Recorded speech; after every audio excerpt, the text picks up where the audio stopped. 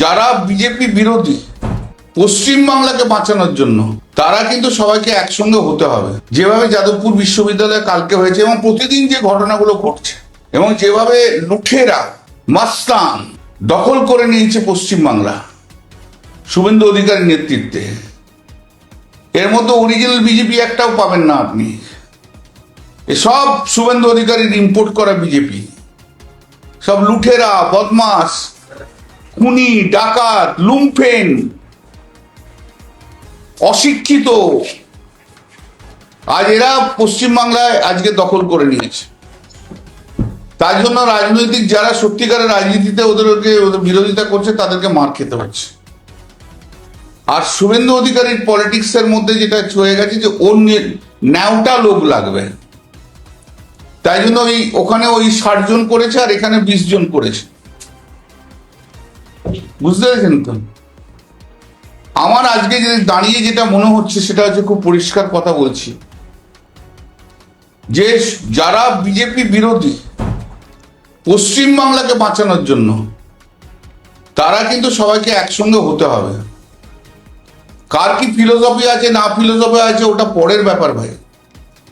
আপনি মার্কসকে মানেন কি, আপনি লেনিনকে মানেন, বা কে গান্ধীকে মানেন, কে মমতাকে মানেন, সেগুলো পরের ব্যাপার। কিন্তু ইমিডিয়েট পদক্ষেপ যেটা হচ্ছে সেই পদক্ষেপটা হচ্ছে স্পেশালি ছাত্রদের ক্ষেত্রে এখনই আমি বলবো, যুবকদের ক্ষেত্রে এখনই আমি বলবো, রাজনৈতিক ব্যারিয়ার ভেঙে দিয়ে একসঙ্গে লড়তে হবে ভাই। যারা বিজেপি বিরোধী, এসব পালিশচাটা অমুক দস্তিদার, অমুক রায়, এরা কেউ না, এদেরকে বাদ দিয়ে, এরা জঘন্য, এরা মানুষের কাছে ঘৃণ্য। আজকে আমার কাছে দীপশিতা আমার কাছে অস্পৃশ্য নয়, বা আমার মনে হয় দীপশিতার কাছেও আমিও অস্পৃশ্য নই, কিন্তু দীপশিতার ওপর আঘাত হলে বা কোনো কিছু হলে আমারও সেখানে পাশে দাঁড়ানো উচিত বলে আমি মনে করছি। এবং দীপশিতাদের ক্ষেত্রেও যেমন এদেরও উচিত মনে হচ্ছে আমাদের ক্ষেত্রে দাঁড়ানো। এই প্রিন্সিপাল ওরিয়েন্টেড জায়গাটাতে এগ্রি করলে ভবিষ্যতে কে রাজা হবে সেটা বড় কথা নয়। আজকে ভবিষ্যতের অস্তিত্ব বাঁচিয়ে রাখা এই দানব সরকারের কাছে সেটা হচ্ছে সবচেয়ে বড় ব্যাপার। তাদের বিরুদ্ধে একসঙ্গে যদি না লড়া যায়, এই দানব সরকারকে সরানো যাবে না। যাদবপুর আবার প্রমাণ করে দিল যে এরা কত বড় নৃশংস হতে পারে এবং আগামী দিনেও হবে। যে যার নিজস্ব রাজনীতিতে বিশ্বাস করে তাদের রেসপেক্ট আছে। অহিংসা রাজনীতিতে যারা একসঙ্গে থাকবে তাদেরকে একসঙ্গে লড়তে হবে, কিন্তু নাহলে এই দানবদের সরাতে পারে না। এই দানবদের সরাতে বেশিক্ষণ সময় লাগবে না, এটাও বলে দিচ্ছি। যে মুহূর্তে একসঙ্গে রুখে দাঁড়াবে না, এরা মারমার মতো ক্ষমতা নেই। যে মুহূর্তে একসঙ্গে রুখে দাঁড়াবেন, আমি বলছি শুভেন্দু অধিকারীর মতো ভীতু কেউ নেই, জেনে রাখুন আপনারা। ও পুলিশ নিয়ে চলছে, পুলিশের বিরুদ্ধে গর্জে উঠতে হবে আমাদের সবাইকে একসঙ্গে।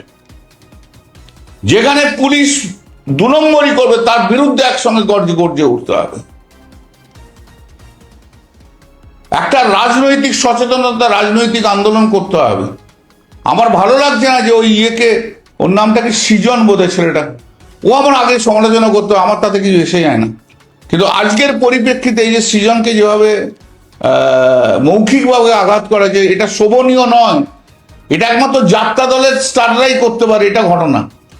সব যাত্রা দলে ভর্তি, একটা হচ্ছে যাত্রা, কেউ মাফিয়া অধিকারী, কেউ অমুক অধিকারী, কেউ গুন্ডা অধিকারী, এই তো চলছে বিজেপি। লুটেরারের দল হয়ে গেছে। সবাই মিলে একসঙ্গে না লড়লে কিচ্ছু হবে না।